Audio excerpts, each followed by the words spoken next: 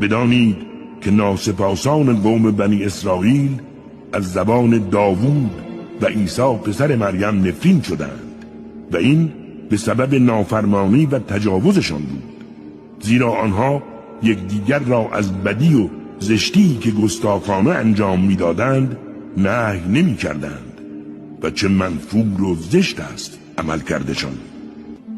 بدانید بسیاری از آنان زشت کار و بدنیتند.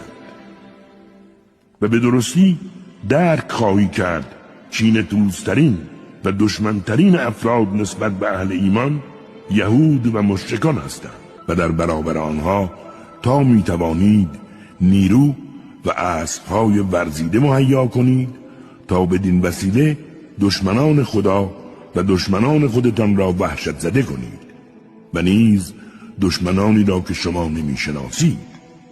پس هرگاه در میدان جنگ آنها را یافتی چنان به آنان حمله کن که حتی افراد پشت سرشان هم پراکنده شوند، امید آنکه پند گیرند. و اگر از خیانت گروهی بیم داری به آنها اعلام کن که با آنان نیز مثل سایر دشمنان رفتار خواهی کرد.